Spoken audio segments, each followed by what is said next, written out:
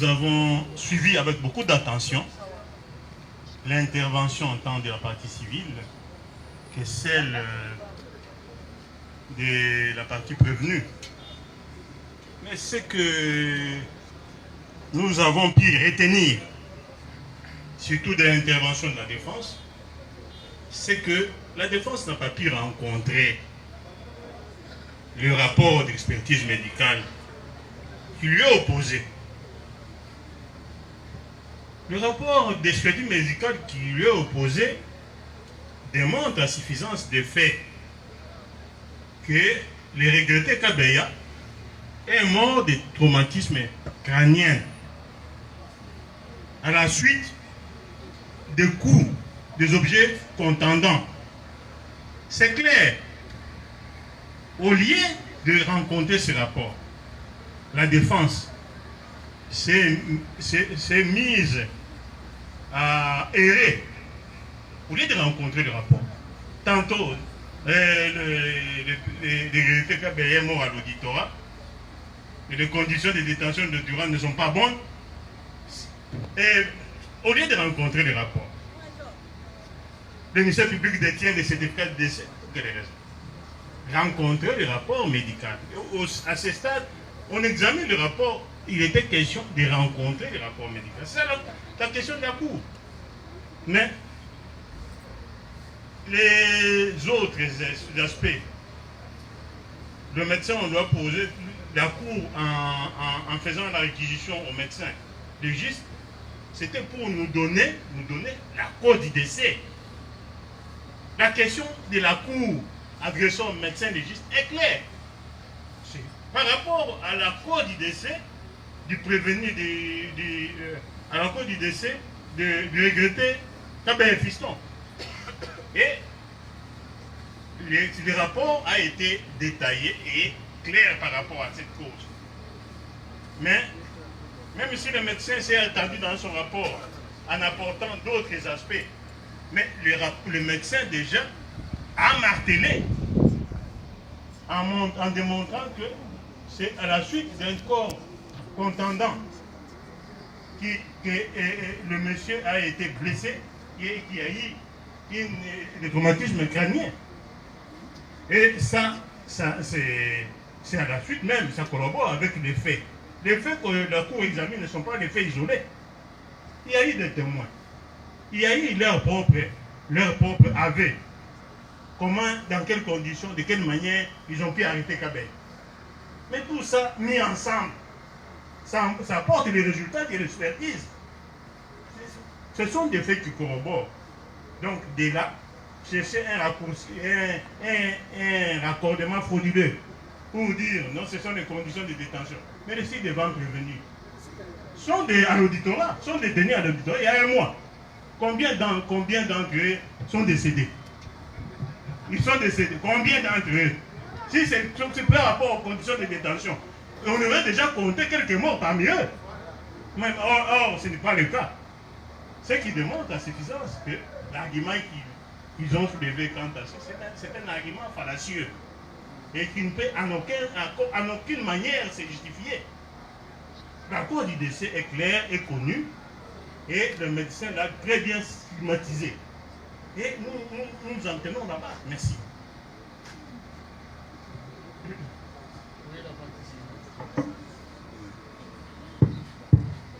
Merci Premier pour la parole.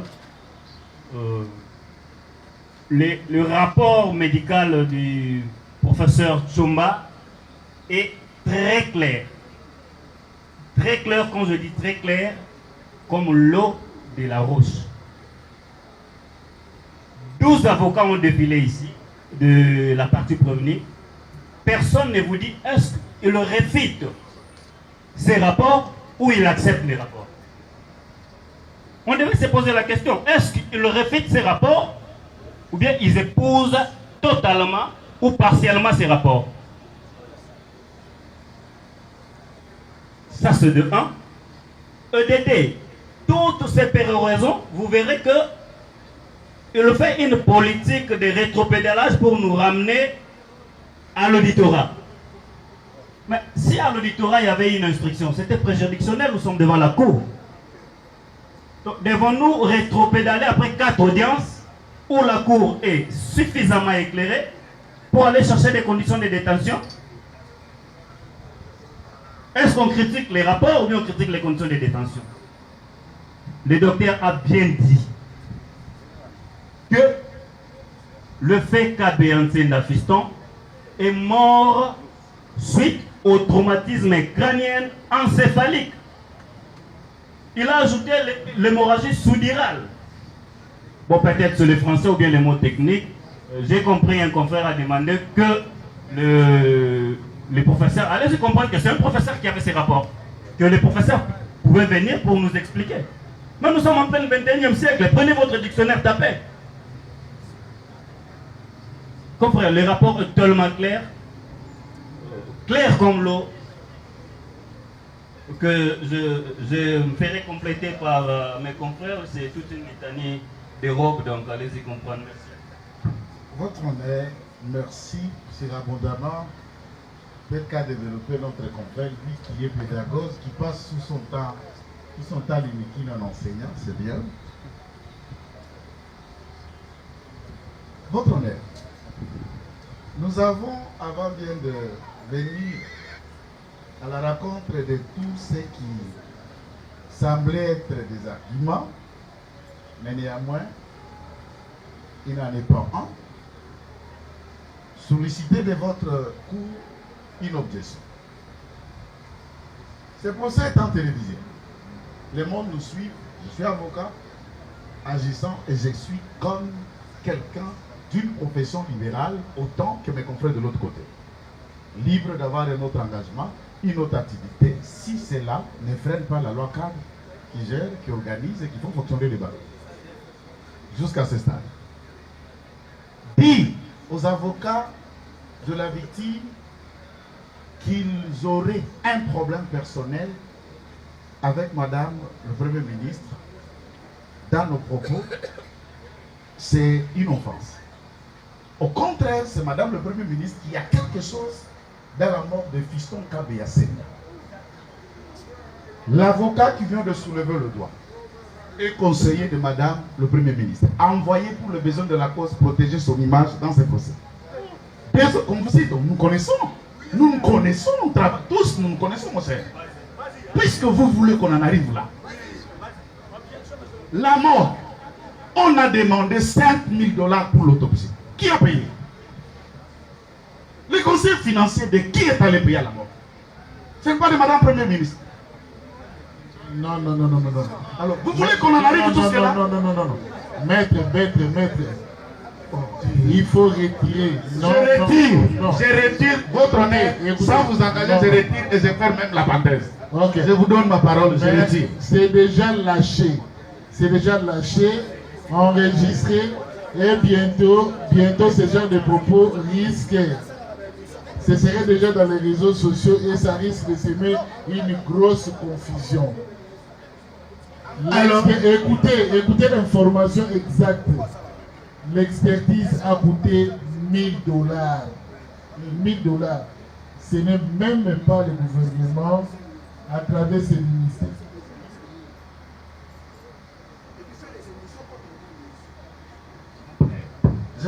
Ok, j'étais en train de dire, ce n'est pas le gouvernement à travers ses ministères qui a pu s'engager, mais c'est le premier, c'est le premier président de la haute cour militaire qui s'est engagé.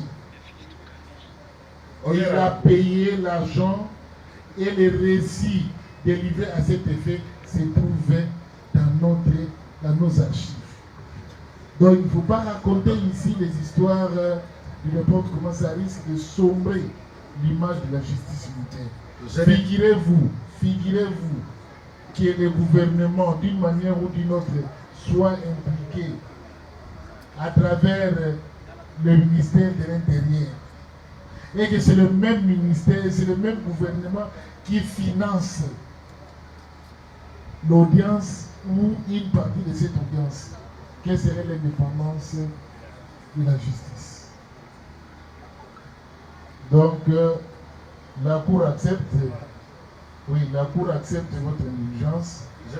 Vous retirez ça avec beaucoup d'élégance et on peut passer ailleurs. Votre honneur, tout en acceptant et avec beaucoup de sportivité, je retire ces propos. Ok, merci beaucoup. De ce qui devait être, et je termine pour dire ceci. Il n'y a aucune question de l'encharnement. Il n'y a aucune question d'encharnement. Depuis que ce procès a commencé, c'est plutôt madame qui envoie 4 de ses conseils chaque jour par procès.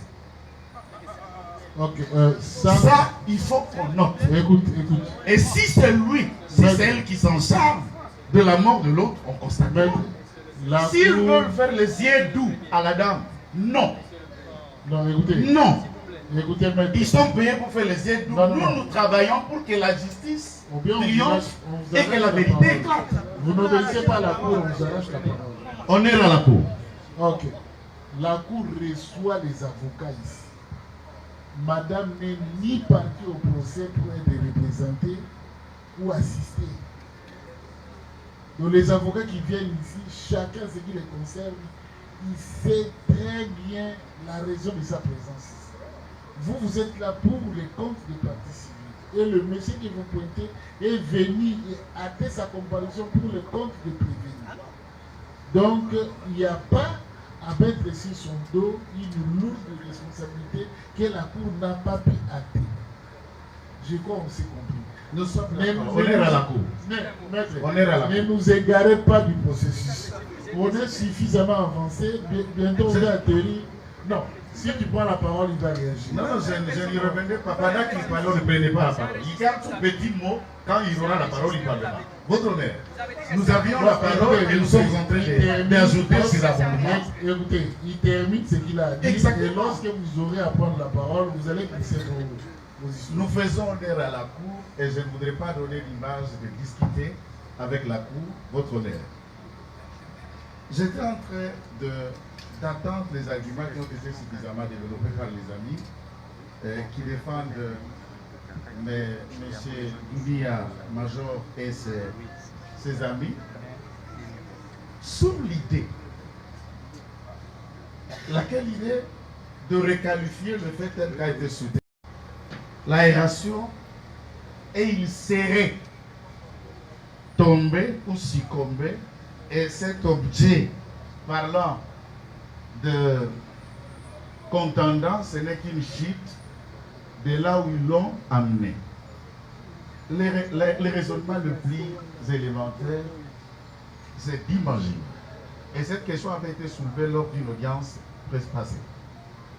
Est-ce que l'auditeur, comparaissant ici, près votre cour, as-tu requis ceux qui comparaissent ou ceux qui la cour recherche et qui viendront aussi pour aller accomplir une telle tâche? Par exemple, aller m'appréhender fiston Sendakabea, mais l'amener dans mon office. Fiston travaillait à son poste. Le BES a été démontré par son ami, son collègue renseignant, je crois que c'est Moutombo, son frère de ma part, a démontré qu'il était en poste et tous les témoignages les prouvent ainsi. Comment est-il arrivé à l'auditoire? Ça, c'est une question. Ici, comme si on analyse la mort et les rapports, disons qu'il n'est pas mort devant Jésus Marc. Il n'est pas mort en faisant circuler ce véhicule, faire passer le véhicule ou réguler la circulation.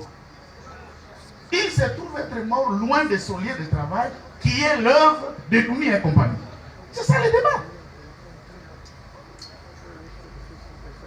Qui est l'œuvre de Doumbia et compagnie, qui l'ont pris, qui l'ont amené. Et ensuite, nous suivons en train d'instruire, de découvrir avec la cour ce qui s'est passé après qu'on l'ait pris, qu'on l'amène, et même on reconnaît de quelle manière il a dit. Doumbia a dit par exemple dans un aspect, n'a peki saki bango avec l'autorisation de la cour à Lingala, je paraphrase, n'a peki saki bango bobeta. Est-ce qu'on peut dire à quelqu'un de ne pas faire ce qu'il n'était pas encore en train de faire? Il n'y a pas de débat. Monsieur le Président, je reviens sur le point par rapport à à la question que vous avez posée au parti ici, nous devons comprendre la méthodologie de la Cour. Vous nous avez accordé la parole en premier lieu de mettre un avis sur les rapports. Et en deuxième lieu, vous avez bien précisé que si nous pouvons intervenir par rapport aux préoccupations qui ont été soumises. Et parmi les préoccupations qui ont été soumises ici, Monsieur le Premier Président, vous avez noté, à ce qui nous concerne, qu'il y avait des préoccupations qui ont été soumises. Qu'elles ont soulevé la Cour. Je vais prendre la manière suivante. En ce qui concerne la comparution du magistrat instructeur, ces derniers n'étant pas médecins, la Cour trouve cette comparution superfétatoire, d'autant plus que les rapports médicaux est éloquent. Donc tout est dans le rapport médical et ces rapports étant acceptés par toutes les parties de manière tout à fait unanime, chacune des parties va exploiter ça à sa guise. En ce qui concerne la comparution du médecin légiste, la Cour trouve que cette comparution est trop pertinente dans la mesure où il y a certains termes techniques utilisés qui dépassent l'entendement de certaines parties. Et ce dernier doit comparaître pour essayer d'expliciter ces termes et répondre aussi à certaines préoccupations des parties. En ce qui concerne la comparution de 3 personnes suspectées pour lesquelles la Cour a ordonné à son temps le mandat d'amener, elle persiste sur la comparution de ces 3 policiers. Et pour renforcer cette mesure, elle appelle même par mandat de comparution le commandant unité IPAI pour venir justifier la léthargie observée dans l'exécution du mandat d'amener établi par elle. Par rapport à la requalification des faits, il n'appartient pas. Ça, c'est le pouvoir discrétionnel de la Cour. Et lorsque la Cour, parce que nous sommes en procédure de flagrance, et que la Cour remarque avec la dynamique du débat que les faits pour lesquels nous avions été saisis méritent d'être qualifiés autrement, elle va manifester ses intentions et inviter les parties à faire leurs observations par rapport à la nouvelle prévention retenue.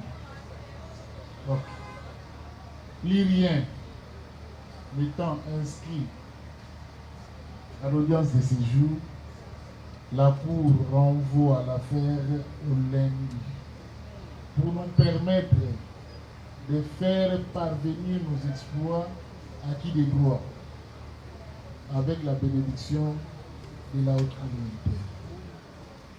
L'audience est suspendue.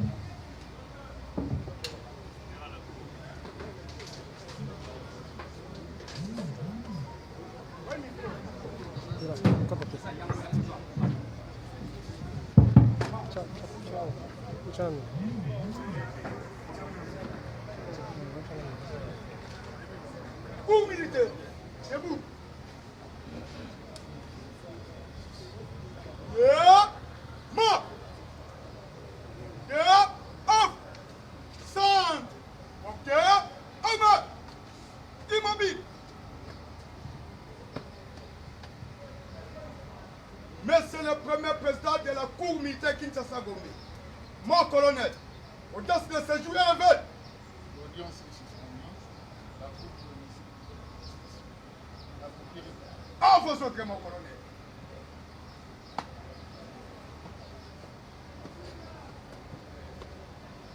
Hop, bien.